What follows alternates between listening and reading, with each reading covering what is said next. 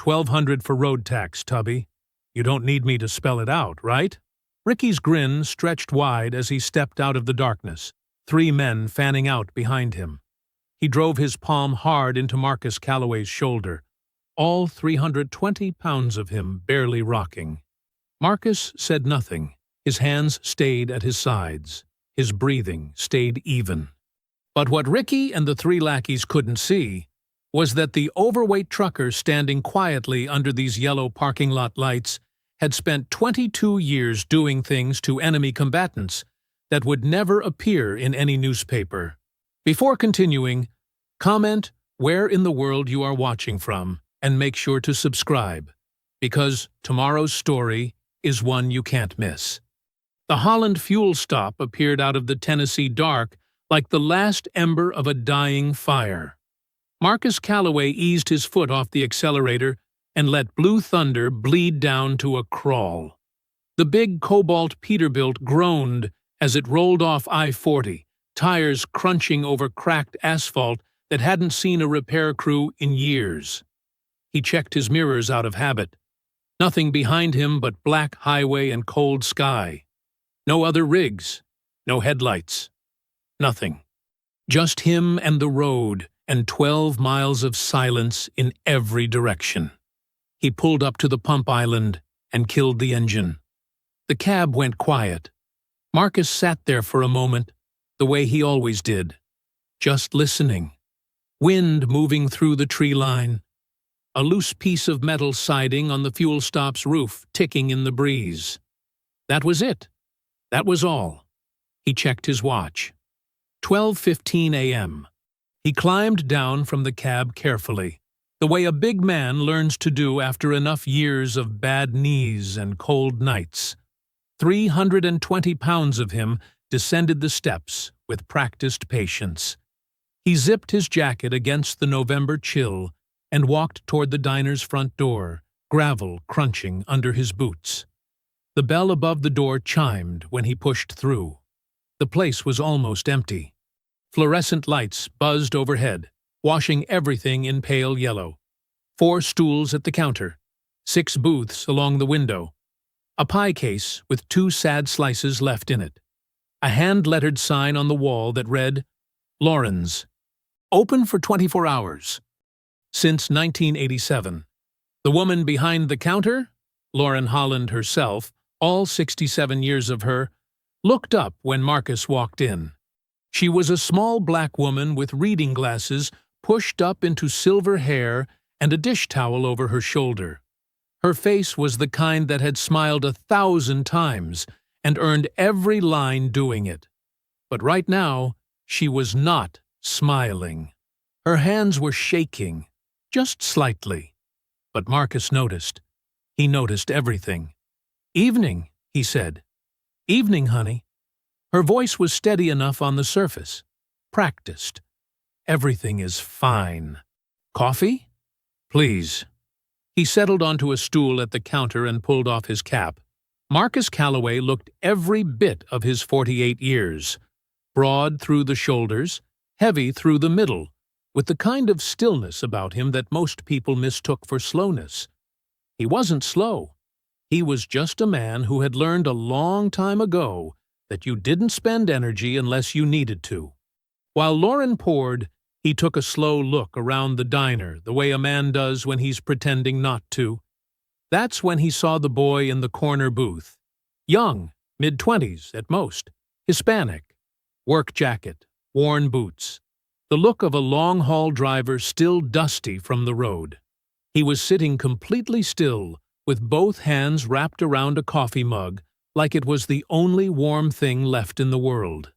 His bottom lip was split and crusted dark. His right eye had the early yellow shadow of a bruise forming underneath it. He was staring at nothing. Marcus drank his coffee. He let a few minutes pass. Then he picked up his mug and moved to the corner booth and sat down across from the young man. The boy looked up, startled, wary. "You all right?" Marcus asked. The boy looked at Lauren. She turned away to wipe the counter. He looked back at Marcus. "I'm fine," he said. Marcus nodded slowly. He wasn't going to push. He just sat there and drank his coffee, patient as a man with nowhere urgent to be. It took about 4 minutes. "They took everything I had," the boy said quietly. $800, cash. Just walked up to my truck and took it. His voice was tight, controlled, like he was working hard to keep it from cracking. 4 of them. Said it was a road tax. Said every independent driver on this stretch pays, or they get the same treatment. He touched his lip without thinking about it. I filed a report. Deputy came out, looked around, said there wasn't much he could do tonight, and left. He let out a breath that wasn't quite a laugh. I've been sitting here for 3 hours. His name was Eddie Garza, and Marcus Calloway listened to every word. He didn't say much. He asked a few quiet questions: what the men were wearing, what they were riding, what exactly they said. Eddie answered all of it. By the time Marcus finished his coffee, he had a clear picture. Not the whole picture, but enough. He stood. He put 2 20s on the table without being asked. "You file that report again in the morning," he said. "Don't let them tell you no." He nodded once to Lauren. She nodded back, something grateful and heavy in her eyes that she didn't put into words. Marcus pushed through the front door, back out into the cold Tennessee dark. Blue Thunder was waiting for him. Marcus had his hand on the fuel cap when they stepped out of the dark. 4 of them, moving in from the gaps between the rigs like they'd been waiting there the whole time. Patient, practiced, comfortable. The kind of men who had done this exact thing many times before, and never once been surprised by how it ended. They wore leather vests over hooded sweatshirts, Iron Covenant patches on the back, a skull split down the middle, the words Harlan County stitched beneath it in red. The biggest one led. He was maybe 6'2", thick in the chest, with a shaved head and a beard that hadn't been trimmed in months. He walked with the loose, easy swagger of a man who had never once in his adult life been made to feel small. He stopped about 4 feet from Marcus and looked him up and down, slowly, deliberately. Then he grinned. "Well, look at this big old boy." He glanced back at his crew. "They're getting bigger every year, ain't they?" 2 of the others laughed. The 4th one, younger, jumpier, with a patchy beard and mean little eyes, moved around to Marcus's left, cutting off the path back to the diner. Marcus didn't move. He kept his hand resting on Blue Thunder's fuel cap and watched all 4 of them the way a man watches weather coming in off the horizon. "Road tax," the big one said. He pulled the words out slowly, like he was explaining something to someone who might not be keeping up. "Every independent rig running this corridor pays. That's just how it works out here." He tilted his head. "Rig your size, 1,200, cash." Marcus said nothing. "You hear me, big fella? $1,200. The man held up both hands and wiggled his fingers like he was counting for a child. "Or we have ourselves a real bad night." The jumpier one on Marcus's left snorted. "Don't think he understands the concept, Ricky." "Maybe he's slow," another one offered. Ricky, the big one, took a step closer. Close enough now that Marcus could smell cigarettes and motor oil and the particular sourness of a man who enjoyed this. "What do you think, Tubby? Are you slow? Because from where I'm standing, you look like a man who spends a lot of time sitting on his backside eating whatever's in front of him." He looked pointedly at Marcus's midsection. "Lot of front of him, too." More laughter. Marcus looked at Ricky. Then he looked at the man on his left. Then the 2 behind Ricky. He did it slowly, calmly, taking each face in for exactly 1 second.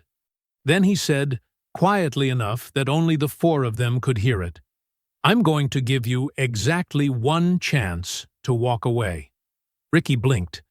Then his grin came back, wider this time, almost delighted. He turned to his crew like Marcus had just said the funniest thing he'd ever heard. "Did this fat boy just—" He turned back. "Boy, do you have any idea who you're talking to? Do you understand what we will do to you out here?" "Walk away," Marcus said again. Same volume, same tone. Ricky's grin flickered. Something shifted behind his eyes. Not fear, not yet, but the first faint edge of uncertainty. He didn't like it. He stepped forward and drove his palm hard into Marcus's shoulder. Marcus rocked back half a step. He steadied himself. He rolled his neck once, a slow, deliberate rotation, like a man settling in for something that required his full attention. And his eyes went somewhere else entirely. Not angry, not wild. Something much quieter than that. Something that had no temperature to it at all. Ricky saw it. His grin died completely. He opened his mouth. The fourth man, the jumpy one on Marcus's left, reached for Marcus's jacket. That was the last decision any of them made for a while. The fourth man ran. His boots slapped the asphalt, and he was gone into the dark between the rigs without looking back. Marcus watched him go. He didn't move to follow. He stood at the side of Blue Thunder and looked down at the three men on the ground with the same unhurried calm he'd carried in through the diner door 20 minutes ago. Ricky was on his back, staring up at the black Tennessee sky with an expression that was mostly confusion. Marcus dusted his jacket off with one hand. 11 seconds. That was all it had taken. Here is what 11 seconds looked like. The jumpy one on Marcus's left grabbed for his jacket with his right hand. That was his mistake. Reaching instead of striking, the way amateurs always did. Marcus didn't step back. He stepped into it, rotating at the hip, and took the reaching wrist in both hands. One sharp controlled motion downward against the joint. The crack was quiet and definitive, like a green branch snapping. The man folded sideways, making a sound that wasn't quite a word. 1. Ricky was already moving. A big man's charge, head low, shoulders forward. He had weight and anger and absolutely nothing else. Marcus sidestepped with more speed than a 320-pound man was supposed to have, used Ricky's own momentum, and redirected him face first into the asphalt with a flat palm between his shoulder blades. Ricky hit the ground hard and didn't bounce. 2. The third man was smarter. He hung back for a half-second, recalibrating. That half-second was all Marcus needed. He closed the distance in 2 steps, got an arm across the man's chest before he could set his feet, and walked him backward into Blue Thunder's front grill. He pinned him there with a forearm the size of a railroad tie pressed across his collarbone. Not crushing, just completely and utterly immovable. The man's feet scrambled at the asphalt and found no purchase. 3. Marcus held him there and turned his head toward the fourth man. The fourth man ran. Marcus released the third man, who slid down Blue Thunder's grill and sat on the asphalt with his back against the bumper, breathing in shallow, stunned pulls. Marcus stepped back and looked at all 3 of them. Ricky face down and groaning, the jumpy one curled over his broken wrist, the third one sitting against the truck, like his bones had stopped working. There was no rage in Marcus's face, no satisfaction either. Just the flat, finished calm of a man who had done a necessary thing and was now done doing it. He checked each of them quickly and efficiently. Pulse, breathing, pupil response on Ricky, who'd hit the ground hard. Nobody was dying. Nobody had a neck injury. They were going to hurt for a while, but they would all go home. He reached down and picked up the roll of cash that had fallen from Ricky's jacket pocket when he hit the ground. He didn't count it. He just held it for a moment, then walked back across the lot toward the rigs. Inside the diner, 2 faces were pressed against the window glass. Lauren had both hands flat on the counter, her body completely still. Beside her, A teenage waitress named Amy, maybe 17, dark ponytail, a Holland Fuel Stop apron, stood with her mouth open and her order pad hanging forgotten from one hand. In the corner booth, Eddie Garza was on his feet, staring out the window with an expression caught somewhere between disbelief and something that looked almost like hope. Marcus pushed through the door. The bell chimed. He walked to Eddie's booth and set the cash roll on the table without ceremony. It was more than $800. Ricky had apparently been having a good night. "That's yours," Marcus said. Eddie stared at it. Marcus looked at Lauren. "Call 911. Tell them there are 3 men in your parking lot who need a deputy and possibly an ambulance. Don't tell them anything else." Lauren nodded. Her hands had stopped shaking. "You—" Amy started, then stopped, staring at Marcus like he had just stepped out of a television set. Marcus looked at Eddie one more time. "File that report again in the morning," he said. "Walk in there and put it on the desk, and don't leave until somebody takes it. You hear me?"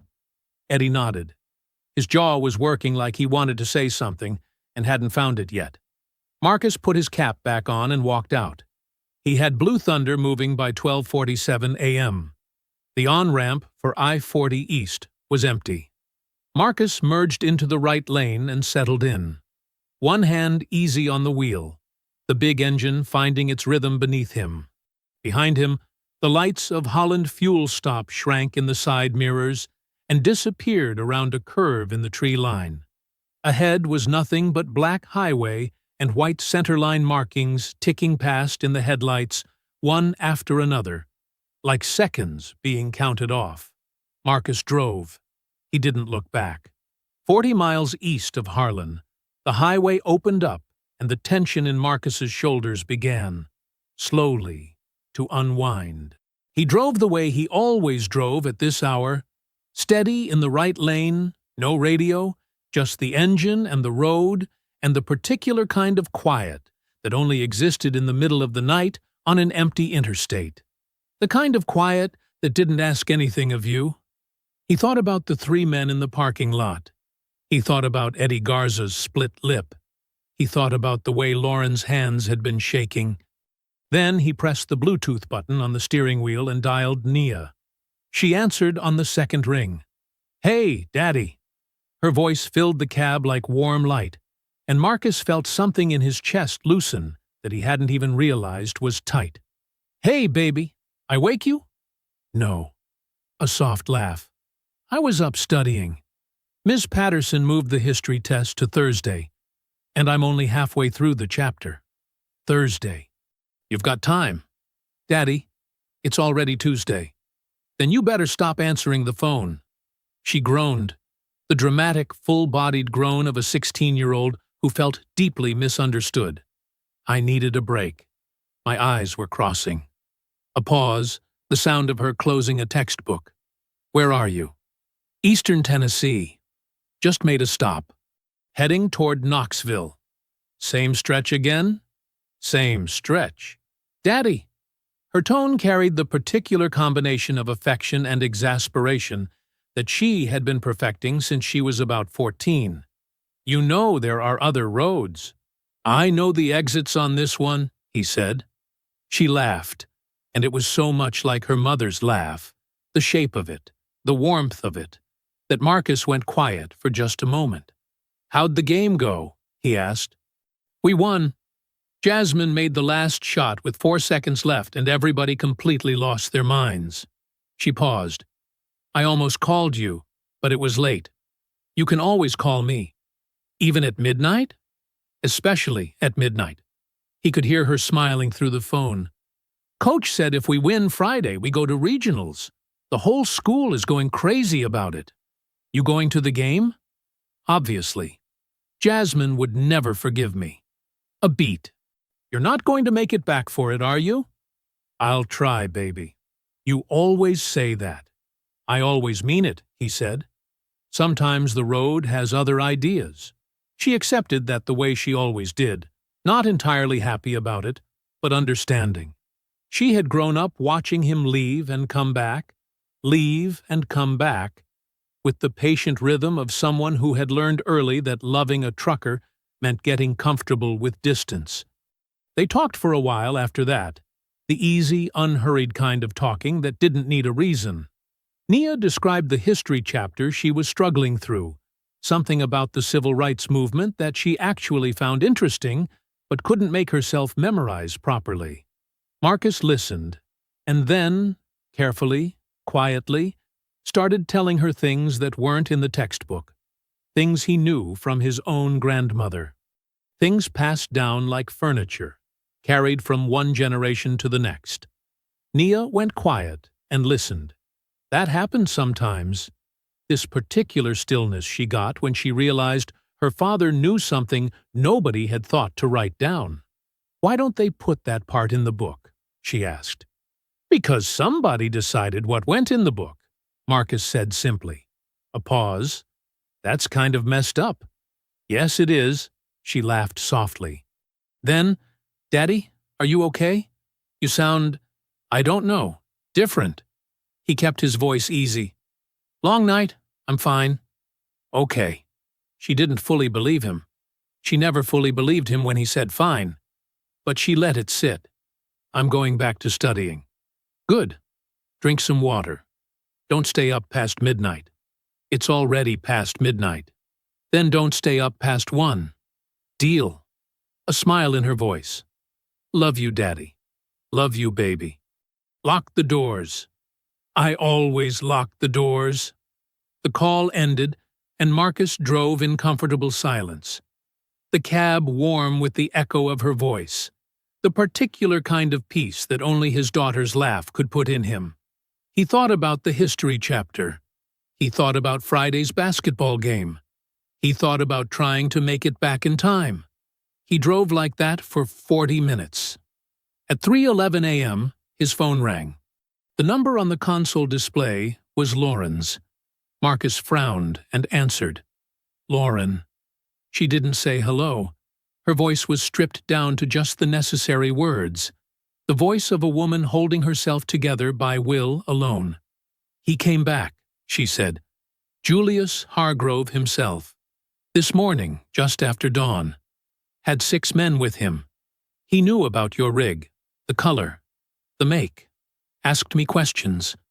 I didn't tell him anything, Marcus. I swear I didn't." "I know you didn't," Marcus said. "What did he say?" A pause. He could hear her breathing. "He left a message." Her voice dropped. He said, "Tell the fat man we know about his daughter. Tell him Nia is a pretty name." The highway stretched out ahead of Blue Thunder, long and dark and empty. Marcus said nothing. Marcus didn't pull back onto the highway. He sat with both hands on the wheel and the engine idling, and Lauren's words hanging in the cab like smoke.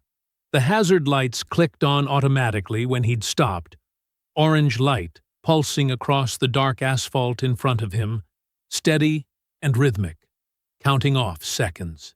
He let 90 of them pass, not from shock. Marcus Calloway did not shock easily. He sat still because stillness was how he thought. And right now, thinking clearly was the only thing that mattered. He went through it methodically, what he knew, what he didn't know, what needed to happen in the next 10 minutes. Julius Hargrove had Nia's name. That meant he had more than her name.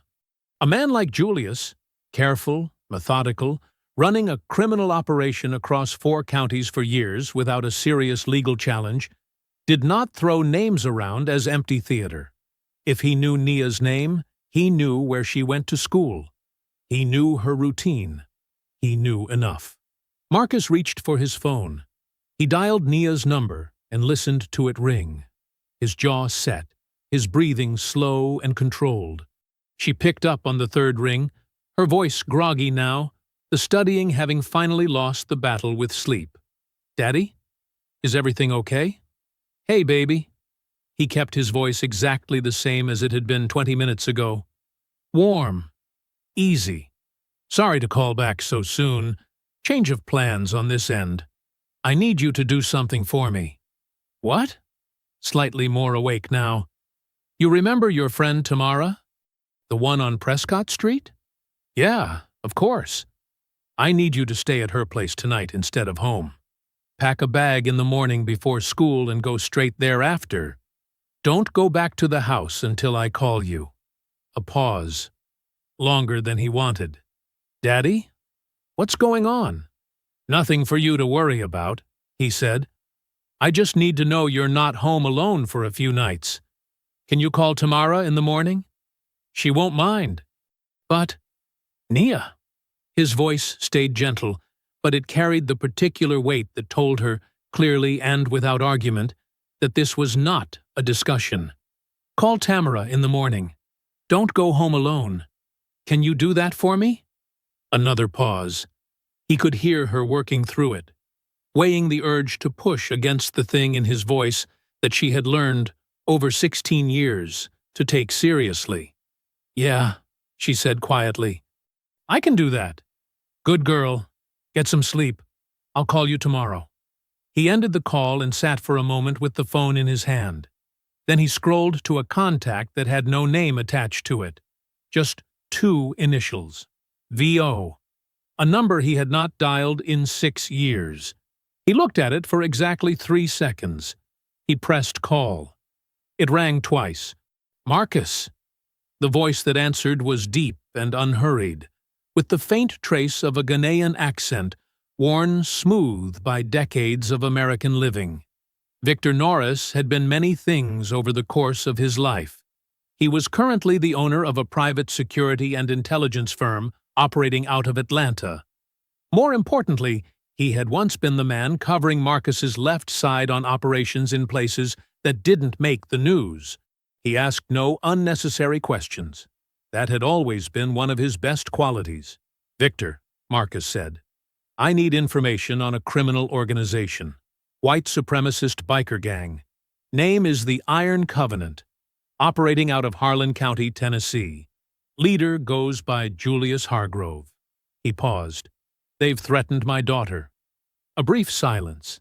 Not hesitation. Processing. How deep do you need it? Victor asked. Everything, Marcus said. Members, operations, finances, political cover, law enforcement connections, everything you can find. Give me 12 hours. I'll be in Knoxville by 9. Call me when you have something. Marcus. Victor's voice dropped a register, just slightly. How bad is it? Marcus looked out through the windshield at the empty Tennessee highway stretching away into the dark. He thought about Ricky and his 3 friends in the parking lot. He thought about Julius Hargrove showing up at Lauren's diner with 6 men before dawn. He thought about the way those words had sounded in Lauren's voice. Tell him Nia is a pretty name? I don't know yet, Marcus said. That's why I need 12 hours. He ended the call. Clicked off the hazard lights. Put Blue Thunder in gear. The highway opened up ahead of him, and Marcus drove east toward Knoxville, steady and silent in the dark, already thinking 3 moves ahead. Marcus delivered his load to a distribution warehouse on the eastern edge of Knoxville at 8:52 a.m. He backed Blue Thunder into the receiving dock with the mechanical precision of a man who had done it 10,000 times, climbed down, signed the paperwork, and exchanged exactly 12 words with the dock supervisor. Then he pulled the rig to the far end of the truck stop lot across the street, cut the engine, and waited. He ate a sandwich from the cooler behind his seat. He drank 2 cups of coffee from his thermos. He watched the lot fill up and thin out as the day moved through its hours. Morning rush giving way to the midday lull, the lull giving way to the afternoon. Drivers came and went. Nobody paid him any attention. A big man in a cobalt truck, parked and quiet. He called Nia at 3 o'clock. She was between classes, her voice bright and distracted, the way it got when the school hallway was loud around her. She confirmed she was going to Tamara's after the final bell. She asked if everything was okay. He said yes. She said okay, in the tone that meant she still didn't entirely believe him, but she trusted him enough to let it go. He told her he'd call that evening. He meant it. At 9:47 p.m., Victor called. "Talk to me," Marcus said. Victor talked for 22 minutes, without stopping. Marcus listened to every word without interrupting once. The Iron Covenant was not a biker gang. That was the first and most important thing Victor established. It had the appearance of one: the vests, the patches, the motorcycles, the rural Tennessee territory. But underneath the surface it was a functioning criminal enterprise, structured and deliberate, with income streams and a hierarchy and long-term strategic thinking behind every move it made. 63 active members across 4 counties. Leadership concentrated in Harlan County under Julius Hargrove, with regional captains overseeing operations in the surrounding areas. The extortion corridor along I-40 had been running for 4 years. In that time, 11 independent truckers had been driven off the route permanently. Some by violence, some by sustained intimidation, some by having their loads stolen until continuing simply wasn't financially viable. Not one successful prosecution, not one conviction. The organization's financial backbone was a company called Harlan Freight Solutions, a legitimate trucking dispatch business that the Covenant had absorbed through a campaign of threats and property destruction against the original owner, a 61-year-old man named Gerald Pitts, who had sold at a catastrophic loss just to make it stop. Through Harlan Freight, extortion proceeds were laundered alongside legitimate dispatch revenue and fed into 3 other businesses: a car wash, a storage facility, and a small construction company. All of them clean on paper, all of them owned by men connected to Julius Hargrove by blood or loyalty. County Commissioner Dale Gandler sat on the Harlan County Budget and Oversight Committee and had been receiving payments from the Covenant for 3 years. His influence kept the county sheriff's office politically neutered, underfunded, understaffed, and acutely aware that certain investigations were not going to be rewarded. The FBI had noticed. An organized crime task force agent out of the Memphis field office, Agent Diane Thorson, had been building a RICO case for 18 months. She was smart and aggressive, and she had, at one point, a credible cooperating witness, a former mid-level Covenant member named Terry Chavez, no relation to the commissioner, who had been willing to testify about the financial structure of the organization. 6 weeks ago, Terry Chavez disappeared. No body, no trace. The case stalled. Julius Hargrove, Victor said, former Tennessee Department of Corrections, prison guard for 11 years at Riverbend Maximum Security, terminated after a brutality investigation, inmate injuries that were documented but never fully prosecuted. He spent 3 years building the Covenant after that. He is not impulsive. He does not make mistakes out of ego. Every move this organization makes has been calculated well in advance. A pause. Marcus. These are not the 4 men in the parking lot. I know, Marcus said. There are 63 of them. I heard you the first time. Victor was quiet for a moment. What are you going to do? Marcus looked out through the windshield at the dark lot. A light rain had started sometime in the last hour, tapping softly against the cab roof. Somewhere across the lot, a rig was idling, its running lights burning amber and red in the wet dark. He thought about Eddie Garza sleeping in his cab. He thought about Lauren's shaking hands. He thought about Nia packing a bag and not knowing why. I don't know yet, Marcus said, but I'm going to figure it out. Morning came gray and cold over Knoxville. Marcus was back on I-40 by 7, but he wasn't making time. He wasn't running freight. He had called his dispatcher the night before and pushed his next pickup back 2 days. Personal matter, he'd said, and left it at that. He had the corridor to himself, and he intended to use it. He drove west, back toward Harlan, back the way he'd come. But this time, he stopped everywhere. Every independent truck stop. Every fuel station still run by a family name instead of a corporate logo. every diner with a gravel lot and hand-painted hours on the door. He pulled Blue Thunder in slowly, parked, went inside, ordered coffee, and listened. When the timing felt right, he asked quiet questions. He didn't explain who he was or what he was doing. He just asked, and he listened to what came back. What came back was bad. At a fuel stop outside of Cookeville, he found Eddie Garza. The young man was in his cab, not sleeping, just sitting, engine off, staring out the windshield at a concrete wall. Marcus knocked on the passenger window. Eddie startled, then recognized him and unlocked the door. "You're still here," Marcus said. "I made my delivery yesterday," Eddie said. He looked worse than he had 2 nights ago, paler, with the hollowed-out look of a man running on no sleep and too much fear. "I should go home. My wife's been calling." He paused.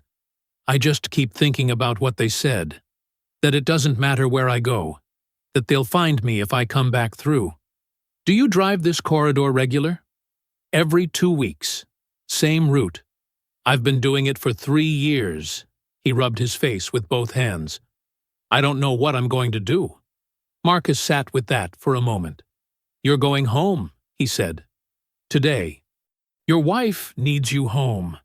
He held Eddie's eyes until the younger man nodded. "I'm working on the rest of it." He left Eddie's cab and kept moving. He found Walt Hudson at a truck stop outside of Baxter. A big, weathered white man of 61 with broad shoulders gone soft, and a face that had the permanent squint of someone who had spent decades reading the road. He was sitting at the counter of a roadside diner, nursing black coffee, his rig parked outside with a load he hadn't picked up yet. He had no particular reason to be sitting in Baxter. He just wasn't ready to go back on the corridor. Marcus sat next to him. They talked the way truckers talk, slow and indirect at first, circling the real subject. Walt got there eventually. 2 months ago, the Iron Covenant had stopped his rig on a lonely stretch between Cookeville and Harlan and taken the entire load. $40,000 in consumer electronics. Walt had been hauling it on contract for a mid-size retailer. The contract had a loss clause that put the liability on the driver when law enforcement couldn't recover the cargo. Walt ate the full loss. His wife Meredith had been diagnosed with breast cancer 8 months ago. The treatment costs were manageable, barely, when Walt was working steady. After the load theft, they were not manageable at all. "I filed the report," Walt said. He wasn't angry when he said it. He was past angry. He had moved into the flat, exhausted country on the other side of it. Deputy took the statement. Never heard another word. "Commissioner's office told me there was an active investigation when I called. That was 8 weeks ago." He turned his coffee cup slowly in both hands. "Meredith's next round of treatment is in 3 weeks. I don't know how we're covering it." Marcus didn't say anything for a moment. Then he quietly asked Walt for his fuel stop preference and paid the man's tab, and 2 nights of lot parking without drawing any attention to the act. Walt looked at the receipt the cashier slid back to him. He looked at Marcus. "You don't have to do that," he said. "I know," Marcus said. By the end of the 2nd day, Marcus had spoken with 9 drivers. 9 separate accounts of robbery, intimidation, assault, and extortion along the same stretch of highway. Most were too frightened to file formal statements. Some had tried. None of it had mattered. That night, parked in a rest area outside of Lebanon, Marcus called Victor. "I have first-hand accounts from 9 drivers," he said. "The actual number affected is closer to 11. Maybe more." Victor was quiet for a moment. "What are you planning to do with all of it?" Marcus looked out at the dark tree line beyond the rest area lights. "I'm still deciding," he said. Marcus pulled Blue Thunder back into Holland Fuel Stop the following morning just after 8. The breakfast crowd, such as it was, had already thinned out. 2 older men in work jackets shared a booth by the window, talking about nothing in particular. A single driver sat at the counter with his back to the door. Lauren was behind the register, and when she saw Marcus come through the door, her whole body visibly relaxed, the way a person does when they've been waiting on something without admitting they were waiting. She poured his coffee before he sat down. He ate eggs and toast and let the diner settle around him. When the two men in the booth paid their tab and left, Lauren came around the counter and sat across from Marcus. She kept her voice low out of habit, even though there was nobody close enough to hear. "There's something I should have given you before," she said. She reached into the front pocket of her apron and set a business card on the table between them. White card, federal government seal, clean black type. Special Agent Diane Thorson, FBI, Organized Crime Task Force, Memphis Field Office. "She came through here about 6 months ago," Lauren said. "Sat right where you're sitting, ordered coffee, asked quiet questions. Careful woman. Didn't say much about what she was building, but she was building something." Lauren tapped the card once with one finger. "I didn't give her much. I was scared. Still am." She paused. "But you're not." Marcus picked up the card and looked at it. He sat with it for nearly an hour after Lauren went back to work, turning it over, thinking through what Victor had told him about the stalled investigation, the disappeared witness, the 18 months of work that had gone nowhere, an FBI agent who wanted Julius Hargrove badly enough to drive 80 miles into Harlan County and sit in a diner asking quiet questions, was an agent who had run out of easier options. That meant she might be willing to work with what he had.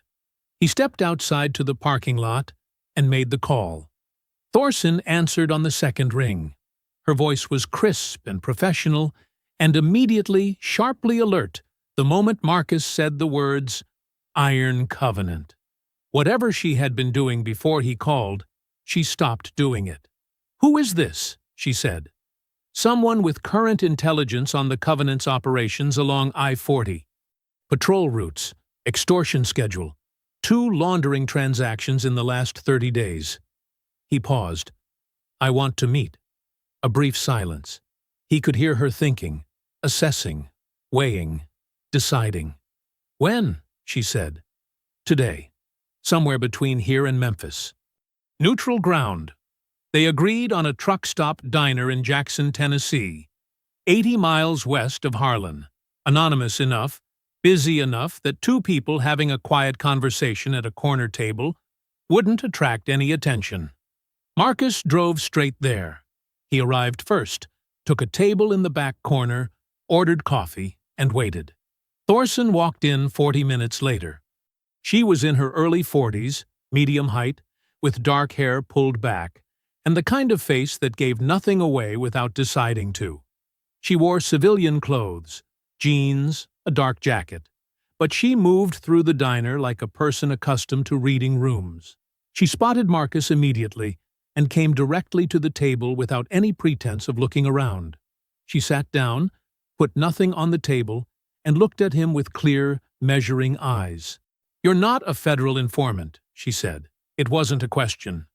"No." "Law enforcement?" "Former military." "Which branch?" "Navy." She studied him for another moment. "What do you want out of this?" "The same thing you want," Marcus said. "Julius Hargrove in federal custody, and his organization dismantled." "And if I ask why?" "They threatened my daughter," Marcus said simply. Something shifted in Thorson's expression. Not softness exactly, but a recalibration. She leaned forward slightly. "Tell me what you have," Marcus told her. He laid it out cleanly and in order.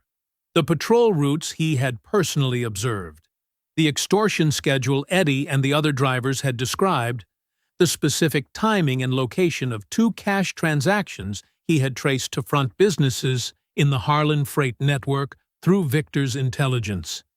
He gave her names, dates, and license plate numbers from memory. By the time he finished, Thorson was sitting very still. "How long did it take you to gather this?" she said. 4 days. She looked at him steadily. My team has been working this case for 18 months. I know, Marcus said. She absorbed that without reacting to it. Then, I want to continue sharing intelligence. Regular contact. Agreed, Marcus said, but all contact goes through your personal cell. Not your office line, not your official channels. He held her eyes. Personal cell only. She frowned slightly. Why? Marcus kept his expression neutral. He had his reasons. He wasn't ready to share them yet, not until he was more certain. Call it caution, he said. Thorson looked at him for a long moment. Then she took out a pen, wrote a number on a paper napkin, and slid it across the table. Personal cell, she said. They parted in the parking lot 20 minutes later. Marcus stood at Blue Thunder's door and watched Thorson's dark sedan pull out onto the highway and disappear west toward Memphis. He stood there for a long moment after her taillights faded. The Jackson truck stop hummed around him. Diesel engines, distant CB chatter, the ordinary sounds of the road. He got in the cab. He sat with both hands in his lap and stared at the windshield. Something about the meeting had gone well. He knew that. Something about it also sat slightly wrong, in a way he couldn't fully name yet. He put Blue Thunder in gear and headed back east. 2 days passed without incident. Marcus ran a short freight haul out of Nashville, a routine load, 200 miles round trip, partly to keep money coming in and partly to give himself legitimate reason to be moving through the corridor. He checked in with Nia each evening. She was settled at Tamara's, annoyed about the history test she felt she'd underperformed on, and asking with increasing frequency when she could go back home. He told her soon. He meant it as a promise, not a comfort. He and Thorson exchanged 2 brief calls. Operational details, nothing sensitive. She confirmed she was cross-referencing his intelligence with existing case files. She sounded focused and encouraged. Marcus told her nothing about Victor. He told her nothing about the financial records he and Victor had begun discussing as a potential next move. He kept the calls short. Something still sat wrong. He just hadn't found the shape of it yet. He found it at dusk on the second day. He was westbound on I-40, about 30 miles east of Harlan, the sun dropping fast behind the tree line and painting the highway in long amber shadows. He was thinking about Walt Hudson and whether the victim restitution process through the FBI would move fast enough to matter for Meredith's treatment schedule. That's when the black pickup appeared in his mirrors. It came up fast from the right lane. Too fast, too deliberate, and settled in tight behind Blue Thunder. Marcus checked his speed. He was running 62 in a 65 zone. The pickup had no reason to be that close. He watched it for 30 seconds without changing anything about how he was driving. Then a second pickup came up the left lane and matched his speed exactly, boxing him in from the side. Ahead, a third vehicle, another black pickup, same model, sat on the shoulder of the next on-ramp with its flashers off, engine running. As Marcus approached, it pulled forward and drifted to the center of the right lane. Boxed from behind, boxed from the left, slowed from the front. Marcus brought Blue Thunder to a stop on the highway shoulder with calm, unhurried movements. He set the brake. He kept both hands visible on the wheel. 4 men got out of the vehicles, not Ricky's crew, not the same faces from the fuel stop. These were senior men. Older, calmer. The one who approached Marcus's window moved with the measured authority of someone several rungs up the Covenant's hierarchy. He wore no expression worth reading.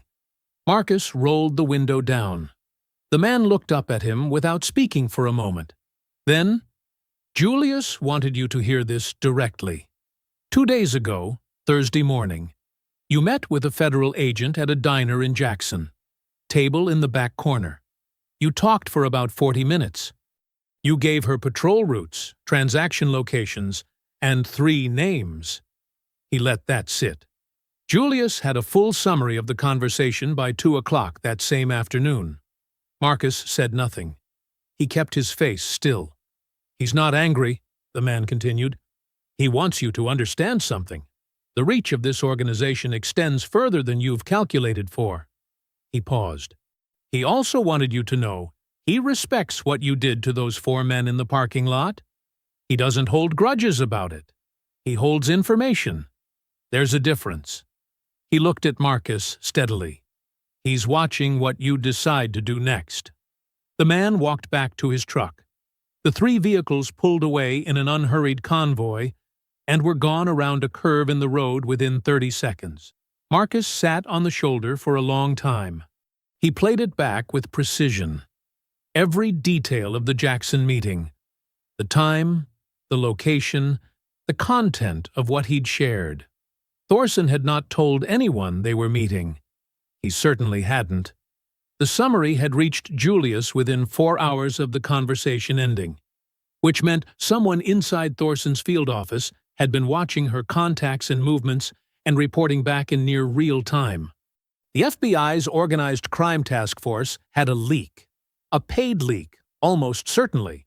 Someone who had been on Julius's payroll long enough to be the reason an 18-month investigation had stalled and a cooperating witness had vanished. Every piece of intelligence Marcus had given Thorson was now compromised. Every approach that ran through official channels was compromised.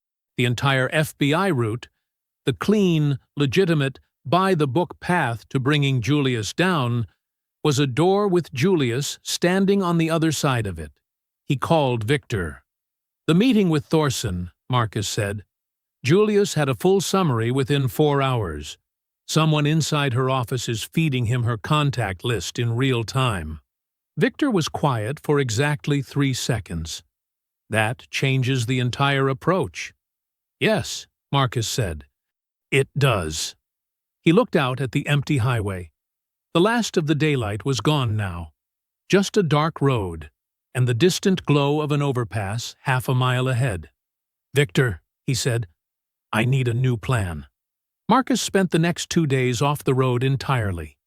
He parked Blue Thunder at a commercial lot outside of Lebanon and worked from the cab, phone calls, satellite maps on Victor's secure line, long stretches of silence while he thought through angles and contingencies. He checked in with Nia each evening. She was restless at Tamara's, bored with sleeping on a couch, increasingly frustrated with the open-ended nature of the arrangement. She had a basketball game. Friday she didn't want to miss. She had a life she wanted to get back to. "Soon," Marcus told her each time. He meant it more urgently than she knew. Victor called on the morning of the second day with something specific. The Covenant's extortion operation generated significant physical evidence: stolen goods, cash records, documentation of payments. That material had to be stored somewhere. Victor's intelligence pointed to a converted warehouse on a rural property 6 miles south of Harlan. A former grain storage facility, now surrounded by chain-link fencing, with 2 exterior access points and a dedicated records office in the northwest corner of the building.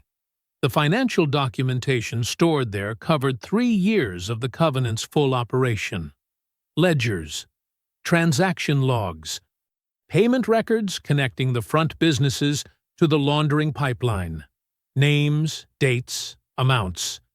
Victor had obtained a detailed layout from commercial satellite imaging. He walked Marcus through it on the phone with the calm precision of a man who had planned this type of operation many times before in considerably less forgiving environments. 2 guards on exterior rotation, Victor said. They switch every 3 hours. The overlap point, when the rotation crosses on the south side, gives you a 4-minute window on the northwest approach. Records office has a standard commercial deadbolt. Nothing sophisticated. Cameras? Marcus asked. 2. Fixed positions, no pan, both covering the main entrance. A pause. They're not expecting someone who knows what they're doing. Nobody ever is, Marcus said. He went in that night. The 4-minute window opened at 2:17 a.m.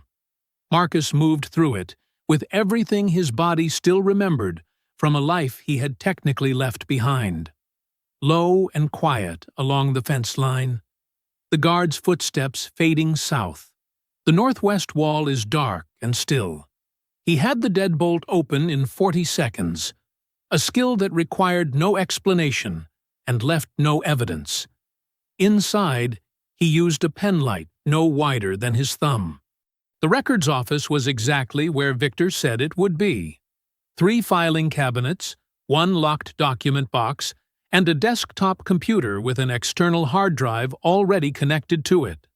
Marcus worked quickly and methodically, photographing ledger pages, copying files onto a drive he'd brought, checking each document against Victor's list of priority targets. He was thorough without being slow. 26 minutes after entering, he was back outside and moving along the fence line toward the tree cover where he'd left his vehicle. Clean, quiet, no disturbance. He called Victor from the car. "I'm out. Full copy of the financial records." Victor reviewed what Marcus had transmitted within 2 hours. His assessment was unambiguous. The records documented multi-state money laundering operations connecting Julius Hargrove and 7 senior Covenant members to wire fraud, extortion, and organized criminal enterprise, federal RICO violations across 3 states. 40 years of exposure minimum for Julius alone. "This is everything," Victor said. "This ends them." For the first time in days, Marcus slept. At 6:47 a.m., an unknown number called. Marcus was awake. He was always awake before 7, sitting in the parking lot of a roadside diner outside Lebanon, with a cup of coffee going cold in his hand. He looked at the number. He didn't recognize it. He answered anyway. "Good morning." The voice was calm, almost pleasant, unhurried in the particular way of a man who believed, completely and without question, that he controlled everything happening around him. "You're better than I thought you were. I want you to know I mean that as a genuine compliment." Julius Hargrove. "The warehouse was a test," Julius continued. "I needed to understand exactly what I was dealing with. Now I do." A brief pause. "While you were inside my building last night, I had 3 men watching a young girl's movements in your city. She left her friend's apartment at 6 this morning to go pick up some things from home. My men picked her up off the street at 6:15. Another pause, shorter. She's fine. She's going to stay fine. That part is entirely up to you." Marcus's hand tightened around the phone. "Here are my terms," Julius said. "Every copy of those financial records, every copy, destroyed or surrendered to my people by sundown today. Your phone wiped. You leave Tennessee tonight, and you don't come back." His voice stayed pleasant throughout. "Or your daughter won't come home." The call ended. Marcus stared at the phone in his hand for 3 full seconds. Then he called Victor. "Julius just called," he said. "He's claiming his men picked Nia up off the street at 6:15 this morning." A sharp silence. Where was she supposed to be? Tamara's. She must have gone back home for something. Marcus was already pulling up Nia's contact on his screen. "I'm calling her now." He dialed. It rang. 4 times. 5. 6. Voicemail. He tried again. Voicemail again. "She's not picking up," Marcus said. "Could be sleeping," Victor said immediately. "Could be in the shower. Could be her phone died." His voice was measured, the voice of a man actively constructing alternative explanations. "Marcus, this is exactly the kind of move a man like Julius makes when he wants to shut you down fast. You just took something valuable from him last night.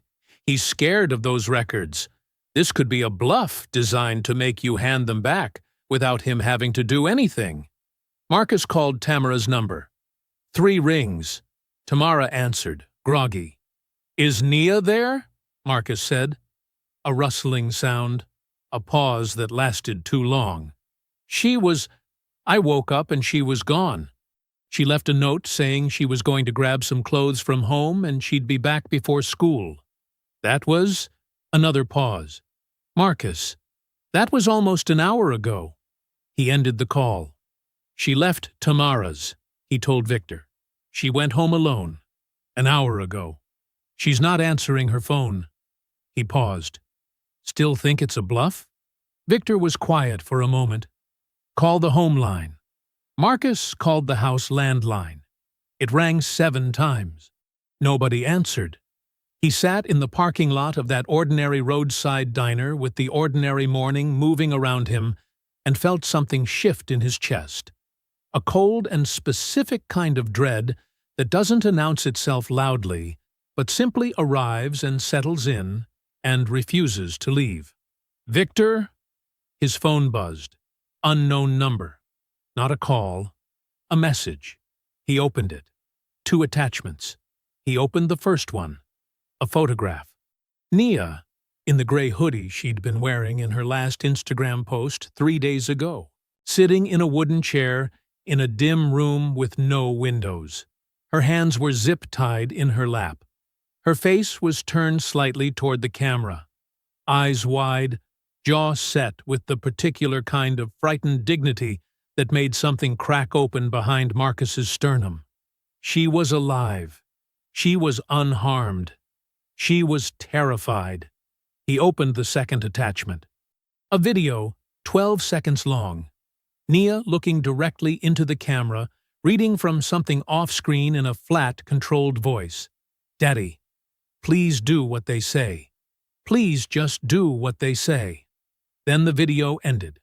Marcus sat without moving for a long time. When he finally spoke, his voice was so quiet and so completely controlled that it was almost frightening in its steadiness. Victor. I see it, Victor said. He was already on the line. Marcus had never ended the call. His voice had changed. The measured alternatives were gone. Marcus, I'm sorry. Don't, Marcus said. He looked at the photograph one more time. His daughter's face, her hands bound in her lap. The hoodie she'd picked because it was warm and comfortable, and she hadn't known she needed to be anywhere except home. Get me everything, Marcus said. Every location, every face, every patrol route at that compound, every exit, every guard rotation. He paused. All of it. Now! Victor's voice came back quietly and firmly. The voice of a man who had followed Marcus into dark places before and was prepared to do it again. Give me 2 hours. You've got 1, Marcus said. He put the phone down and looked out through the windshield. The diner behind him hummed with the ordinary sounds of an ordinary day. Coffee being poured, a door swinging open, someone laughing at something that didn't matter at all. 30 men at that compound. He knew. He didn't care.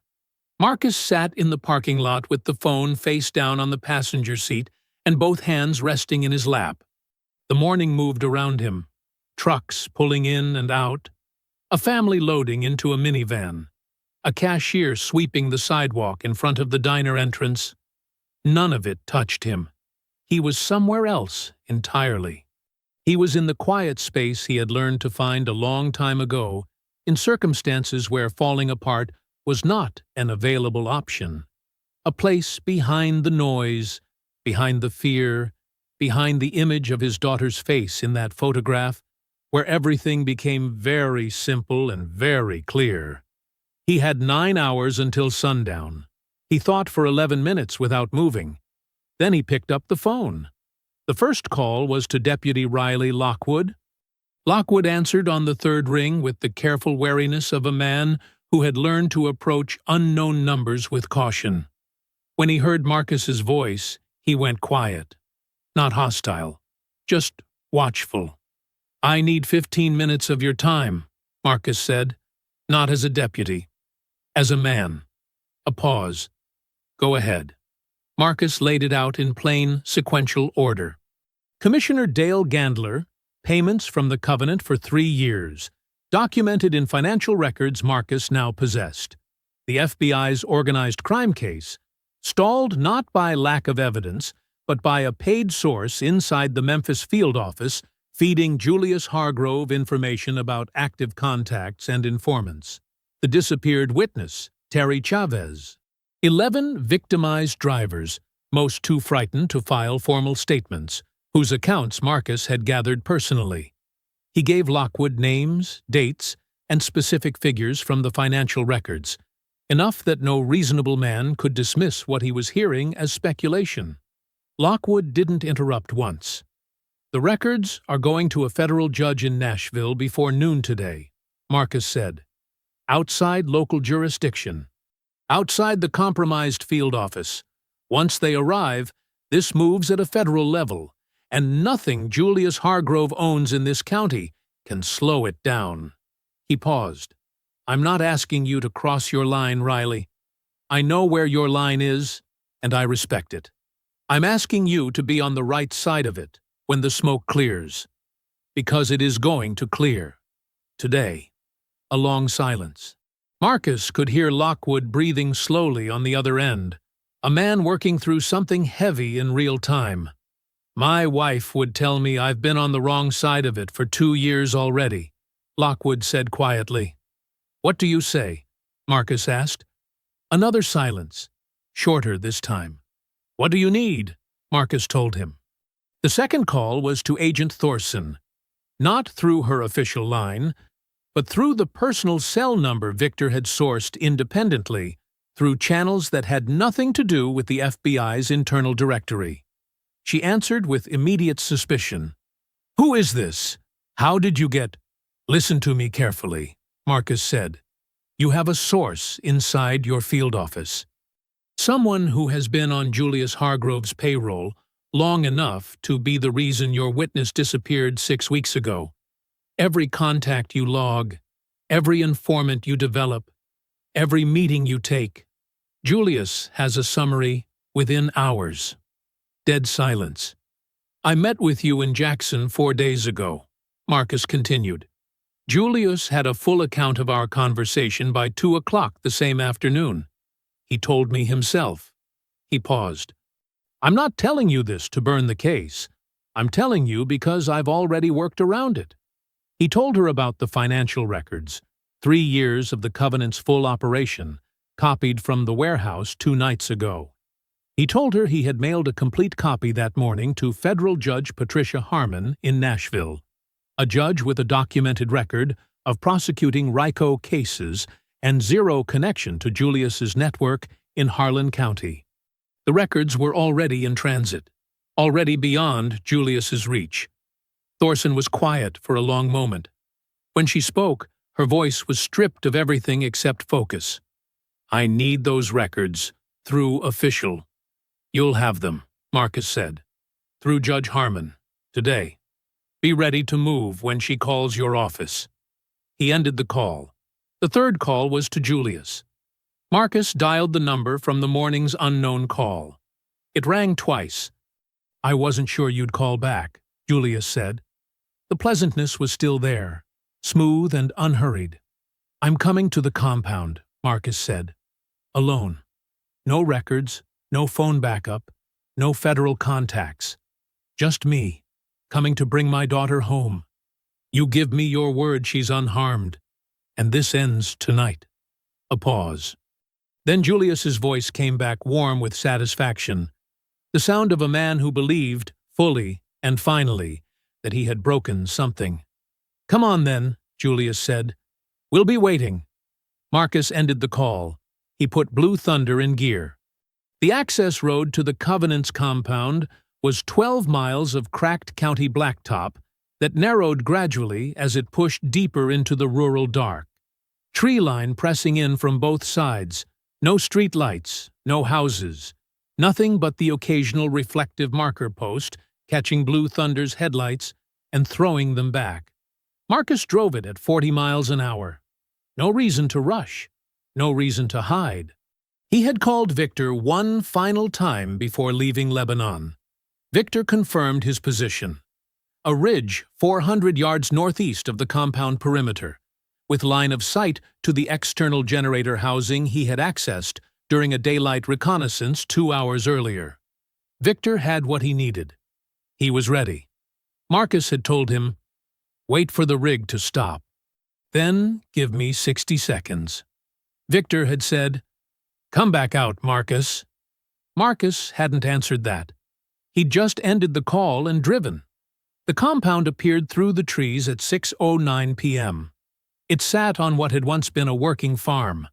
A main farmhouse, 2-story, wood-framed, with a covered porch running the full front length. 4 outbuildings arranged in a loose arc behind it. 2 large, 2 small. A gravel yard connecting everything, worn bare by years of vehicle traffic. Chain-link perimeter fencing running the full property boundary, 8 feet high, topped with 2 strands of wire. A single gate on the access road side, wide enough for a truck. The last of the day's light was going fast. That brief amber window when everything looks soft and the shadows run long, and the compound's exterior flood lamps had already clicked on, washing the yard in flat white light.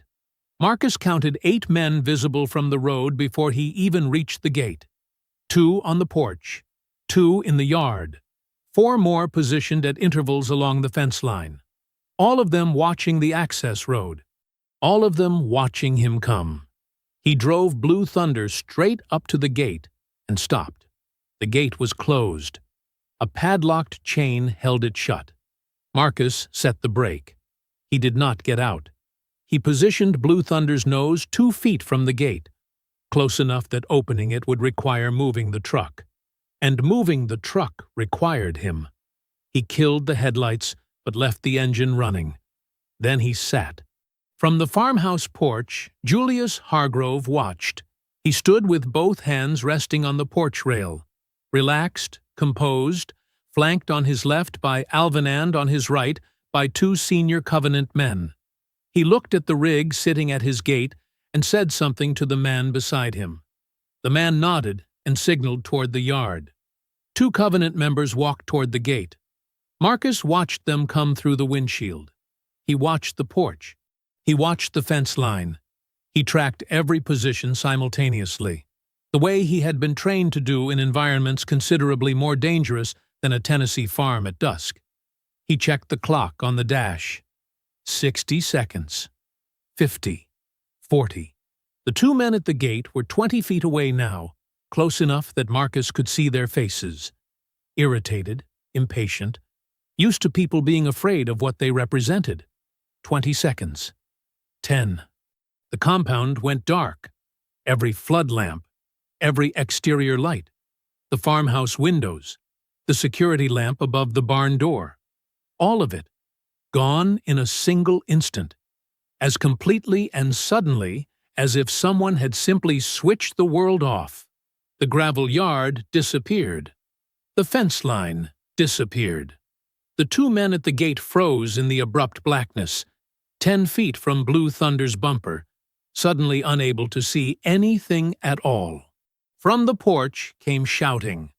Julius's voice, sharp, controlled, cutting through the confusion with the efficiency of a man who understood immediately that this was not a power failure. Marcus was already out of the cab. He came down the passenger side, away from the gate, away from the 2 confused men, and moved along the compound's exterior fence line with his back low and his footsteps silent on the dead grass. He had the layout memorized to the foot. Main farmhouse, north end of property. Outbuilding 1, large, vehicle storage. Outbuilding 2, large, equipment. Outbuilding 3, small, northwest corner. That was the one. Victor's intelligence had been specific. Single exterior lock. No interior guard. Ground-level window on the south wall. Behind him, the compound yard erupted in flashlight beams and shouted instructions, men colliding with their own disorganization, Julius's voice trying to impose order on chaos that was moving too fast for order to catch. Marcus reached the 3rd outbuilding. He pressed his back against the wall and listened. From inside, faint, barely audible over the noise in the yard, the sound of someone breathing fast and trying very hard to stay quiet. Marcus put his mouth close to the wall. "Nia," he said, barely above a whisper. The breathing stopped. Then, "Daddy." The south wall window was exactly where Victor said it would be. Marcus found it by touch, a single pane frame, older than the fencing around it. The latch corroded enough that it gave with steady upward pressure and no sound worth worrying about. He had it open in 8 seconds. He went through it sideways, lowering himself to the floor with the controlled care of a big man who understood that silence was worth more than speed right now. Inside, the outbuilding smelled like motor oil and cold concrete. No windows on the other 3 walls. No light source at all. Pure black. "Nia," he said quietly. "Talk to me. Here." Her voice came from his left. 10 feet, maybe 12. Tight and controlled. The way her voice got when she was scared, but refusing to let the scared win. He had heard that particular quality in her voice exactly once before, when she was 11 years old and fell off her bicycle and broke her wrist, and she had looked up at him from the ground with tears running down her face and said, "I'm okay, Daddy," before he even reached her. He moved toward her voice. His hand found her shoulder first. He crouched in front of her and ran his palms quickly and efficiently over the situation. Zip ties at the wrists, hands bound in her lap, ankles tied to the chair legs with what felt like nylon rope. He checked her face with his fingertips, the way a blind man reads. Forehead, jaw, the bridge of her nose. No swelling, no cuts, no dried blood. He exhaled once. Just once. "You hurt anywhere?" he said. "No." A beat. "I'm so scared, Daddy." "I know, baby. That's okay. Being scared is okay." He was already working the zip tie at her wrists with a folding knife, cutting outward from the skin, one controlled stroke. "In about 30 seconds, you're not going to be here anymore. I need you to focus on that." The zip tie came apart. He moved to her ankles. "Can you walk?" he said. "Yes." "Fast?" "Yes." Firmer this time. He could feel her pulling herself together, vertebra by vertebra, the way the Callaways did it. He cut the last rope and stood and took her hand. "Stay close. Stay low. Don't speak, unless I ask you something." "Okay." "Okay," he said. The south window again. Marcus out first, then reaching back and guiding Nia through with both hands at her waist, taking her weight as she came over the sill. Outside, the compound yard was still churning with flashlight beams and shouted orders. Julius had reorganized faster than Marcus would have preferred. He could hear the search pattern beginning to tighten, men moving outward from the main yard toward the outbuildings. They had maybe 4 minutes. Marcus put Nia directly behind him and moved along the rear wall of the outbuilding, away from the yard, toward the back fence line. He had pre-scored a section of the chain link 2 nights ago during a brief reconnaissance. 3 vertical cuts, low to the ground, invisible unless you were looking for them. He found it in the dark by counting fence posts from the northwest corner. 4th post. He pressed the section inward, and it folded back without resistance. "Through here," he said. "Head down." Nia went through without hesitating. Marcus followed. On the other side of the fence, the tree line began 20 feet back. Dense cedar and scrub pine that swallowed the darkness completely. Marcus and Nia moved into it, and the compound's noise fell away behind them, muffled by distance and wood. 200 yards through the trees, a dirt access trail ran parallel to the back fence. Victor had identified it on the satellite map. Marcus had walked it himself at 3 a.m. 2 days ago, counted the steps, memorized the turns. Deputy Riley Lockwood's personal truck sat on that trail with the engine off and the lights off. The passenger door opened as they approached. Lockwood leaned across from the driver's seat. A big, weathered man with reading glasses pushed up on his forehead and an expression that was equal parts relief and resolve. Behind him, through the rear window, Marcus could make out two vehicles further back on the trail. State trooper units, dark, waiting. Nia climbed in without being told. Lockwood reached back and put a hand briefly on her shoulder. The instinctive gesture of a grandfather, which is what he was, and she let him. Marcus stood at the open passenger door. He looked at his daughter, her face pale in the darkness, her hands still marked at the wrists where the zip ties had been. She was looking back at him with an expression he recognized. It was the same expression her mother used to give him at airport departures, the one that said, "Come back," without saying anything at all. "Go with Riley," Marcus said. "Don't get out of this truck for any reason. I'll call you when it's done." "Daddy?" "Nia." She held his eyes for one more second. Then she nodded. Lockwood met Marcus's gaze over the roof of the cab. Something passed between them. Not words, just the mutual understanding of two men who both knew what came next. Lockwood gave a single nod. "She's safe," Lockwood said. "Go." Marcus stepped back from the truck. Lockwood pulled the door shut quietly, started the engine low, and rolled down the trail without lights. Marcus watched the truck disappear into the tree line. Then he turned around. Behind him, through 200 yards of cedar and scrub pine and chain-link fence, the Covenant's compound blazed with flashlights and furious, disorganized voices. Julius's men were discovering the empty chair. They were discovering the cut fence. They were beginning, slowly and with dawning comprehension, to understand what was happening. Marcus rolled his neck once and walked back toward the fence. Marcus came back through the fence the same way he'd left.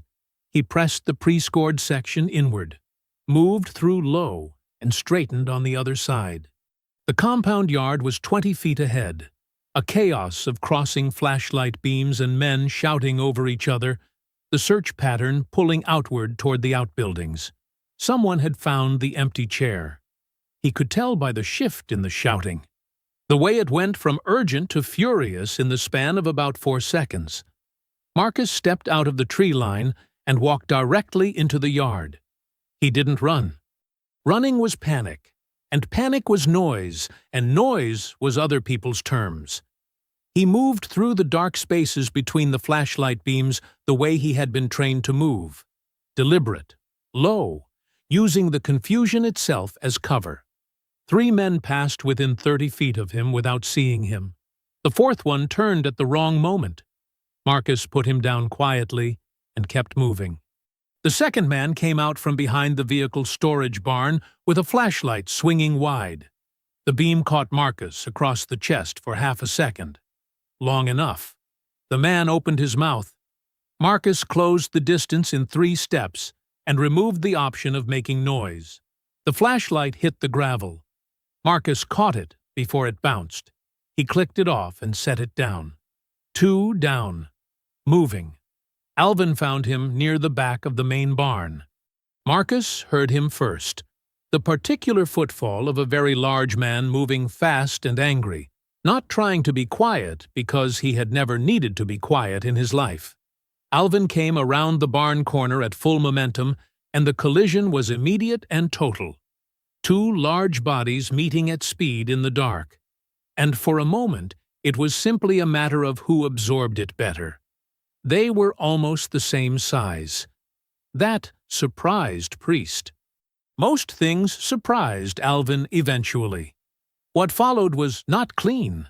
It was not clinical. It was the kind of fight that happens between 2 big men who both know how to take damage. Grinding and close and brutally physical, with no room for technique and no room for anything except endurance and will. Alvin drove Marcus back into the barn wall hard enough to knock the wind out of him. Marcus felt his left shoulder wrench against the wood, and fire traveled down his arm. He bit down on it and kept his feet. He got his right forearm under Priest's chin and pushed, creating an inch of space, which was all he needed.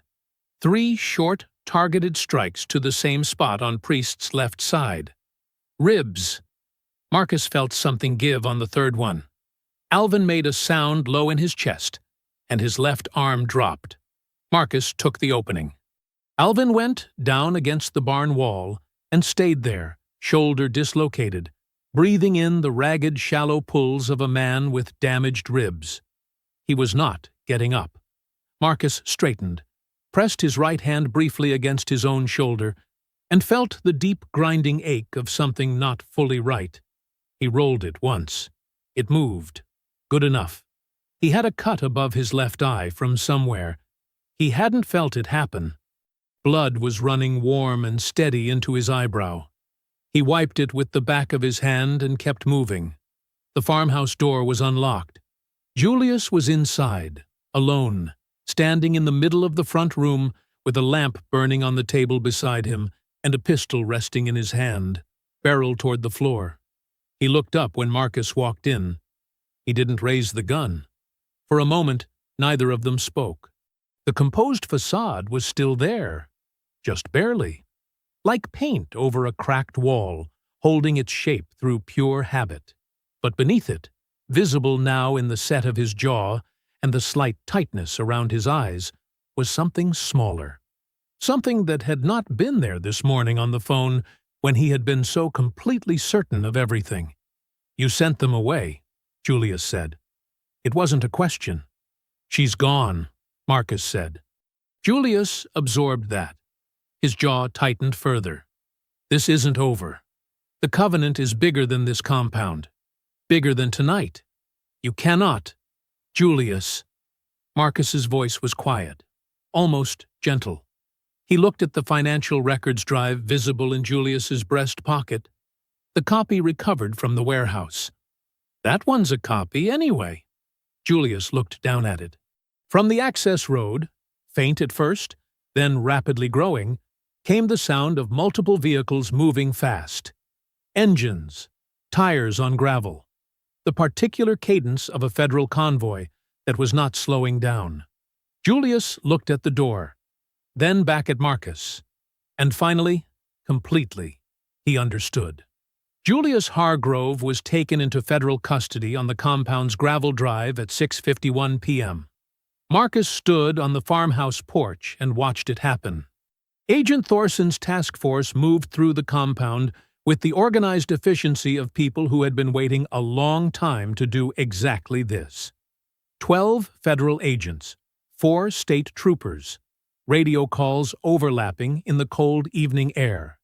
Covenant members coming out of outbuildings with their hands up. Some defiant, most just tired. The particular exhaustion of men whose bluster has finally run out of road. Julius walked to the federal vehicle without being dragged. He kept his chin level and his eyes forward and his face composed right up until the moment the door closed behind him. Marcus watched the whole thing from the porch without moving. He had a dish towel pressed against the cut above his eye, and his left shoulder was going to need attention, and he did not care about either of those things right now. Thorson came to him last. She looked at the dish towel. She looked at his shoulder. She looked at the general condition of him and said nothing about any of it. "John Erickson," she said, "forensic accountant, Memphis field office, 8-year employee." Her voice was flat and controlled, the voice of a woman managing something she was furious about. "We arrested him at his home 40 minutes ago. He's already asking for a deal." "Will he get one?" Marcus said. "Not the one he wants." She paused. "Commissioner Gandler was detained this morning. Julius's 7 senior members are being processed tonight at 3 separate federal facilities." She looked at him steadily. "The financial records you sent to Judge Harmon. The federal prosecutor called them the cleanest RICO documentation he's seen in 20 years. Marcus nodded once. Thorson was quiet for a moment. "You want to tell me how a truck driver pulled off what my task force couldn't do in 18 months? I had a good map," Marcus said. She almost smiled. Almost. Your daughter is with Deputy Lockwood. She's asking for you. Marcus handed her the dish towel and walked off the porch. 3 weeks later, the Covenant collapsed the way large criminal organizations collapse when their leadership is gone, and their financial records are in federal hands, quickly, and from the inside out. Plea agreements were offered and accepted. Members scattered across 4 counties went quiet. Harlan Freight Solutions was seized and shuttered. The car wash, the storage facility, and the construction company followed within days. The corridor along I-40 that had belonged to the Iron Covenant for 4 years became, almost overnight, just a road again. Eddie Garza received a formal settlement from Harlan County following Deputy Lockwood's testimony before a federal oversight panel. It was more than he'd lost. He called Marcus to say thank you and didn't have the words, and Marcus told him the words weren't necessary. Walt Hudson received victim restitution that covered Meredith's remaining cancer treatments, and then some. Walt sent Marcus a handwritten letter on notebook paper that said only, "She starts her last round next Tuesday. Thank you for giving me the ability to be there." Marcus folded the letter and put it in the visor above the driver's seat, where he kept the things worth keeping. Lauren Holland was featured in a regional newspaper story about the collapse of the Covenant's extortion network. The reporter called her the heart of the resistance on the I-40 corridor. Lauren thought that was a bit much. She framed the article anyway and hung it beside the register, right next to the hand-lettered sign that had been there since 1987. Nia went back to school on a Monday morning. She told exactly 2 people what had happened: Tamara and her history teacher, Ms. Patterson, who noticed the marks on her wrists and asked quietly after class. Nia was back at practice by Wednesday. She did not miss Friday's game. Marcus made sure of that. He sat in the 3rd row of the bleachers at Nia's high school gymnasium on a Friday night, still moving carefully on account of his shoulder, wearing a clean jacket and holding a paper cup of concession stand hot chocolate that tasted mostly like cardboard and didn't matter at all. The gym was loud and warm and packed. Parents and students and teachers crammed onto wooden bleachers that groaned under the combined weight of everyone who had shown up. The cheerleaders were at full volume. The buzzer sounded every few minutes. Sneakers squeaked on the hardwood, and the scoreboard's lights blinked, and somewhere behind Marcus 2 fathers were arguing about a foul call with the intensity of men who had nothing more important to do tonight. Marcus thought that was just about the finest thing he had ever heard. Number 14 on the court was Nia Calloway, fast and precise and completely absorbed in the game, moving like someone who had made a decision earlier in the week to put fear behind her and keep living forward. She didn't know exactly where her father was sitting. She hadn't seen him come in. Then she did. She was bringing the ball up the court when she spotted him. 3rd row. Big man in a clean jacket, a paper cup in one hand and the quietest smile she had ever seen on his face. She almost broke stride. She caught herself. But for just a half-second, her whole face changed.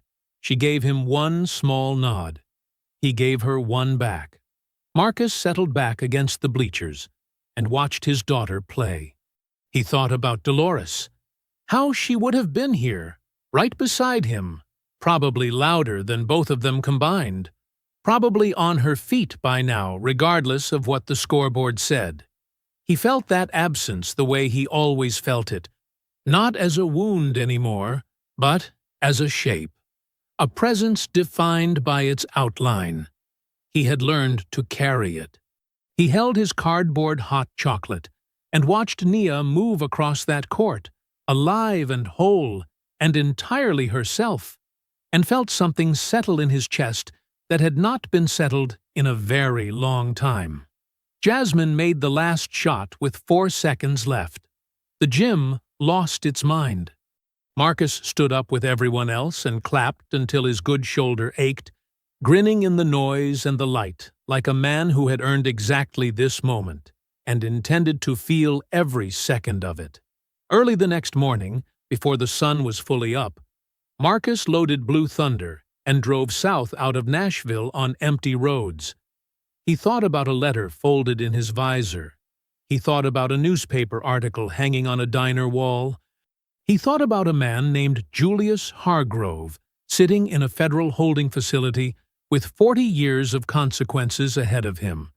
He thought about a girl in a number 14 jersey hitting her stride on a hardwood floor, and the way she had looked at him from across that gym, her whole face saying everything that needed to be said. Marcus pointed Blue Thunder south into the pale morning and drove, carrying nothing heavy anymore. If you enjoyed the story, leave a like to support my channel, and subscribe so that you do not miss out on the next one. On the screen, I have picked 2 special stories just for you. Have a wonderful day.